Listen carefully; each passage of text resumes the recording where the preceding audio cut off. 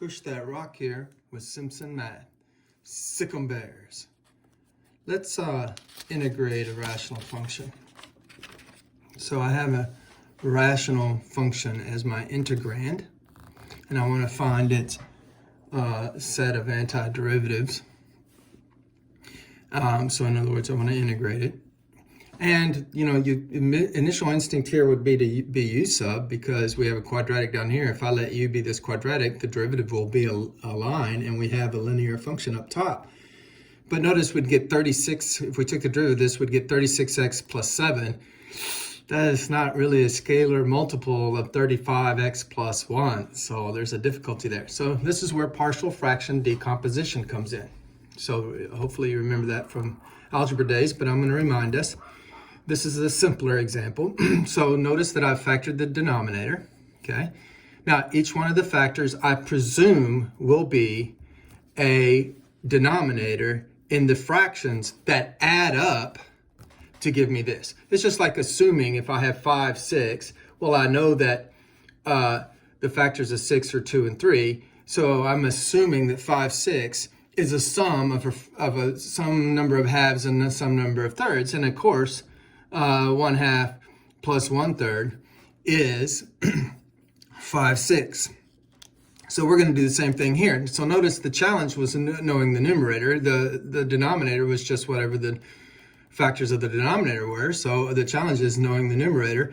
And you can count on the numerator being 1 degree less than the degree of the denominator. Well, the degree of our denominators, this is why this is an easy example, are just, you know, lines. They're just first degree polynomials. So these are just going to be numbers up here, and we use capital letters for some reason in all the books to represent the 0 degree polynomial that will be in the top. And by 0 degree polynomial, that means a number, right? Okay.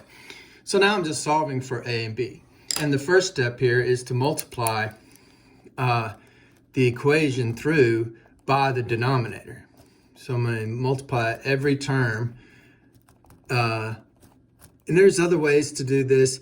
I don't like to teach the other ways because they're not so efficient when there's multiple fractions. But with 2 fractions, the other methods you could watch on the YouTube videos will be great. But I just multiply through. I just handle it algebraically. This will work every time. Doesn't work in special cases, but all the time. So I'm multiplying this fraction, and this fraction by the denominator, which is 18x squared plus 7x minus 1, or expressed in factors as 9x minus 1 times the factor 2x plus 1. And here, I'm left with 35x plus 1. Okay, over here, the 9x minus 1 cancels, and I have a times this binomial. Make sure you distribute. So that's 2ax plus a, okay? Over here, the 2x plus 1s cancel, reduce. This 2x plus 1 divides into that 2x plus 1 one time, and then b distributes across there, so I have b times 9x is 9bx, and b times a negative 1 is a negative b. Now, notice I have 2 lines equal to one another. So let's make this one look like a line. You'd be going, that's a line? Yeah, sure, it's a line. I'll convince you that it's a line. Okay? So notice that I have a common factor of x here, so I'll factor out that x. So I have 2a plus 9b times x. This x distributes to the 9b, gives me 9bx, and to the 2a gives me 2ax. And meanwhile, I have over here a minus b. Now, this is a, 35x plus 1. This is a line. The slope of this line is 35. The y-intercept of this line, lowercase b we usually use, is 1. Okay, well, what's the slope over here? The slope over here is 2a plus 9 uppercase b. And what's the y-intercept over here? Well, it's a minus uppercase b. So I know that if 2 lines are the same line, we have this equal mark. So they're saying this equation tells us it's the same line. Well, if it's the same line, then this slope has to equal that slope. Okay, and this y-intercept has to equal that y-intercept. And now you're all the way back in 7th grade.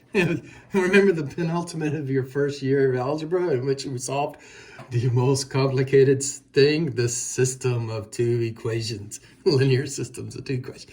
So, this is pretty easy stuff. Now, I'm going to multiply this equation by 9. Why would I do that? Why would I do that? Now I'm going to just write this equation down again.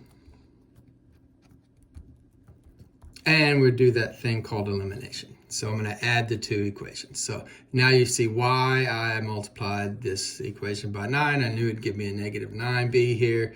That's going to go to 0. So I have 11a is equal to 44. And so a must be 4. Now if a is 4, 4 minus what gives me 1, I wonder? Oh, well, it's got to be 3. So B is 3.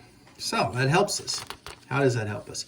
Well, we now know that this fraction here is the sum of A, which was 4, over the factor 9x minus 1, and B, which was 3, over the factor 2x plus 1. So we're going to go, and let's go integrate this. So I have it already split up here. So we used partial fraction decomposition to bust this up into the integration of two simpler integrals. And that we could do that because integration is linear. And so I just busted it up. This is equal to this, so I just busted the integral up. So now I'm just integrating, and now it's kick out this 3, forget about it. And you're integrating 1 over a line. Oh, this is a crawdad whole time, okay? And 4 times the integral of 1 over a line. Okay, well, if it was 1 over x, we'd get the natural log of x. So I get the natural log of the absolute value of our x, which is 2x plus 1. You can only do this if it's linear. If I had a quadratic down here, this is nonsense. Okay, but you got to remember that the reciprocal, the slope, pops out as a coefficient. I called that the pole. So you get a line. The line is the 9x minus 1. I'll get a pole, which is the 1/9. And so the final answer is 3/2 natural log of the absolute value of 2x plus 1 plus 4/9 times the natural log of the absolute value of 9x minus 1. Don't forget your plus c, baby. We could do some fanciness with log properties, but it's not worth it. Just leave it like this. And that's how you use partial fraction decomposition to help you integrate rational functions. Math made simple. Some math.